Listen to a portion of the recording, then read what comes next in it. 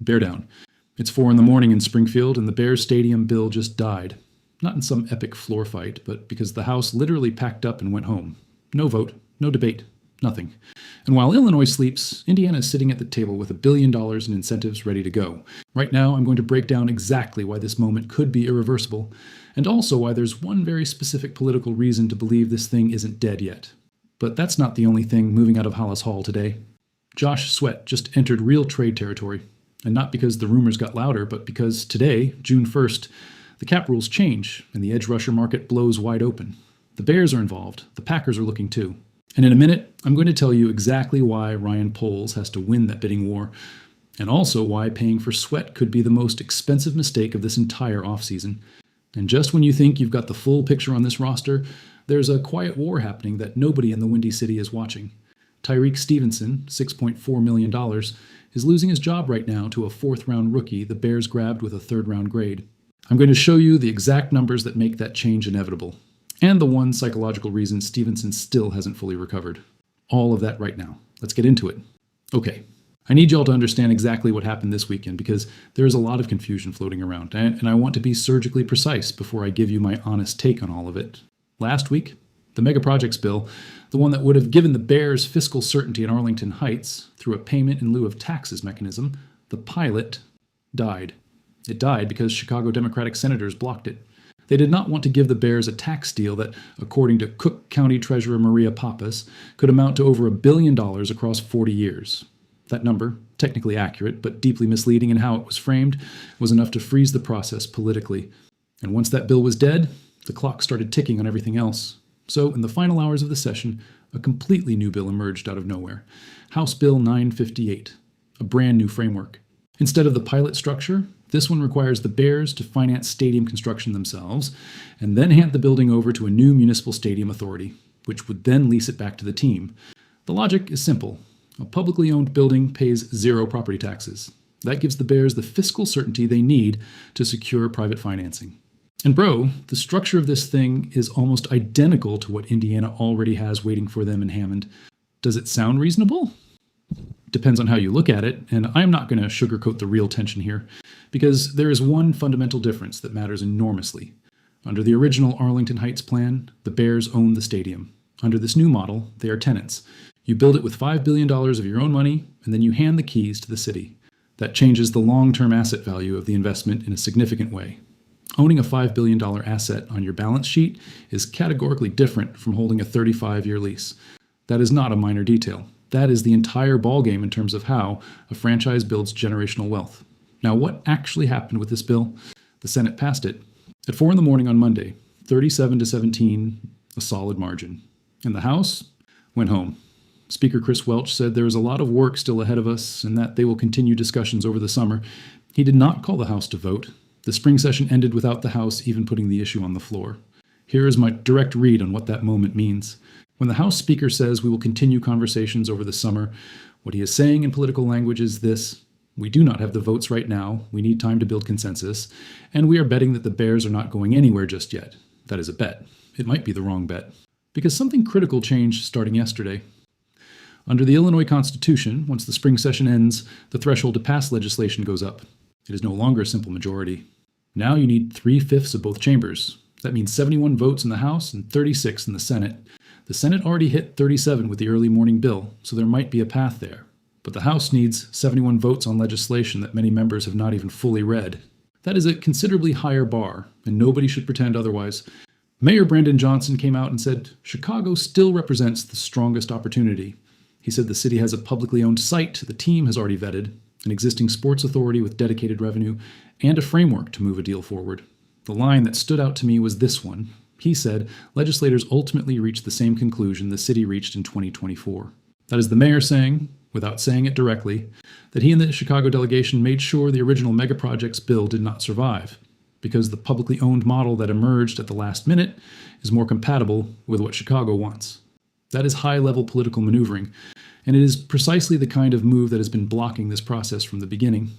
The Bears' response was measured but unmistakable.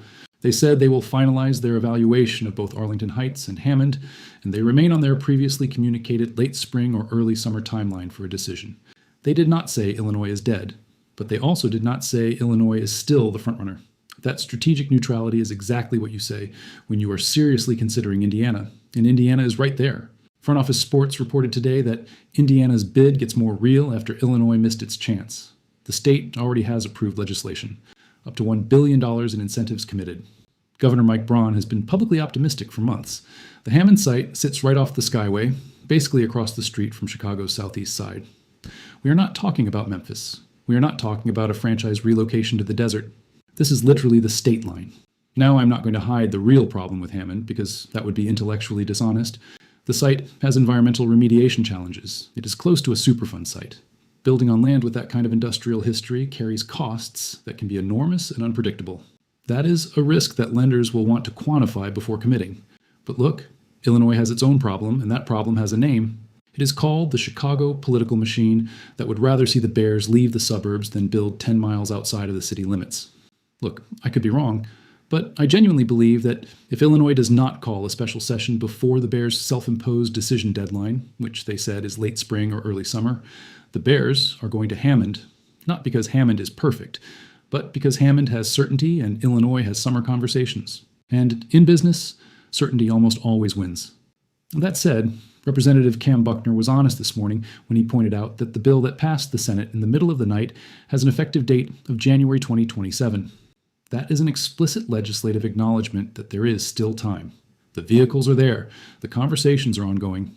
This was the end of session. It was not the end of the road. For the fans processing all of this with a knot in their chest, man, I am right there with you. I want to say something honestly. If the Bears end up in Hammond, Indiana, they are not moving to Los Angeles. They are not moving to Las Vegas. Lake Michigan is still Lake Michigan. The jersey is still navy and orange. The legacy of George Hollis, of Walter Payton, of Butkus, of Urlacher, none of that changes with a different zip code. But Chicago deserves to have the Bears in Chicago. And if the politicians in this city cannot separate their short-term electoral interests from the long-term well-being of the community they serve, that is a failure they will carry for decades. Bear down regardless. There is something that has been simmering in the NFL trade market for weeks, and today, June 1st, it enters a different phase. And it connects directly to the most urgent need on the Chicago Bears roster. Josh Sweat, edge rusher for the Arizona Cardinals, has requested a trade. That is not new information. But what is new, what specifically changes today, is that starting June 1st, teams can absorb contracts differently for salary cap purposes. Compensations that made certain trades harder to structure before, gone. The market for big names officially opens up, and the Bears have been way too involved in the veteran defensive end market to just be window shopping. Beat reporters tracking this situation have made it clear that Hollis Hall has been doing real due diligence here. This is not casual speculation. This is the kind of activity that points to a front office that is actively searching for a solution, not one that is hoping the problem resolves itself. Why do the Bears need Sweat? Because Austin Booker is a promise, not a guarantee yet. Because Grady Jarrett had a year of 1.5 sacks and a 56.7 PFF grade, that was, let's be real, a disappointment at his contract value. And because defensive coordinator Dennis Allen needs at least one premier pass rusher on the edge for this system to work with the consistency a Super Bowl contending team demands. Josh Sweat is 27 years old. He has speed off the edge. He has had 12 sack seasons in this league. This is not a player in decline. This is a player who is miserable in a situation that does not work for him in Arizona, a team that is clearly rebuilding and who wants to compete. A player that age with that physical profile, motivated to win, that should resonate very loudly in Lake Forest. What would the cost look like? That is where it gets real. The Cardinals are going to ask for at least a second-round pick, and probably more if there is competition. The Packers are reportedly in the mix for Sweat, too. And if there is a bidding war between Chicago and Green Bay over an elite edge rusher, that is exactly the kind of scenario Ryan Poles has to win. Not out of fan pride, but because the difference between having an elite pass rusher and not having one in a season like this can literally be the difference between a Super Bowl run and going home after divisional weekend. Poles has said publicly that he does not expect to make immediate moves right after June 1st. But the beat reporters who watch him closely know how he operates. He moves when the price is right, not when the calendar tells him to. If the Cardinals lower their asking price because they need cap relief, Poles will be there. So here is the question I am putting to the Windy City fam right now. Do you pay a second-round pick for Josh Sweat, knowing this team is already in win-now mode? Or do you trust Austin Booker to make the leap in year 2? Drop your answer in the comments, because that decision is going to define how we remember this entire offseason. And to close things out, let's talk about something that is happening quietly in the OTAs and is going to become one of the most compelling storylines of training camp. Tyreek Stevenson is fighting for his job, and he is fighting for it against a fourth-round rookie who came in with a third-round grade. Stevenson has been with Day Bears for 3 seasons now. He is making $6.4 million. And in 2025, he allowed 40 receptions for 617 yards at an average of 15.4 yards per catch. That number tells you everything you need to know.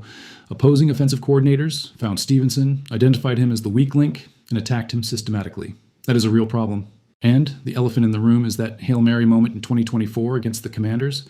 That moment did something to his confidence that clearly has not fully healed. Malik Muhammad comes in from the 2026 draft, 4th round, University of Texas. 97 tackles across 41 college games, 16 pass deflections, 3 picks. What stands out in his profile is his ability to redirect quickly. That means he can play both man and zone coverage without the scheme change throwing him off balance. And he is physical at the line of scrimmage. He does not shy away from run support, which matters in the NFC North, where you are seeing physical running backs every single week. Dane Brugler at The Athletic gave him a 3rd-round grade. The Bears got him in the 4th. That is precisely the kind of draft value Ryan Poles hunts for, players who slip further than they should for reasons that have more to do with draft process than actual talent. The situation is clear. Jalen Johnson has the CB1 spot locked. Kyler Gordon is projected to run the slot. That leaves the CB2 exterior spot open. And that spot matters more than people realize, because if Stevenson cannot hold it in 2026, this defense has a real vulnerability on the outside, whenever opposing number 1 receivers isolate that side of the field. ESPN's Ben Solak already flagged this competition as one of the most important position battles to watch this offseason. And he is right. Stevenson has the system experience. Muhammad has the hunger of a rookie who knows this is his window. My honest projection? Stevenson starts week 1. But if he has 2 or 3 early games where his PFF coverage metrics show the same pattern as 2025, Muhammad starts getting more snaps. And when a 4th-round rookie with a 3rd-round grade starts eating into a veteran's reps, the narrative shifts fast. Stevenson knows it, the coaching staff knows it. And by the time we hit training camp in late July, this is going to be one of the most watched battles in Lake Forest. That is everything we have for today, fam. And look, this was a heavy one. A bill dying at 4 in the morning. A house that went to sleep instead of voting on the future of this franchise. Indiana waiting patiently with $1 billion on the table.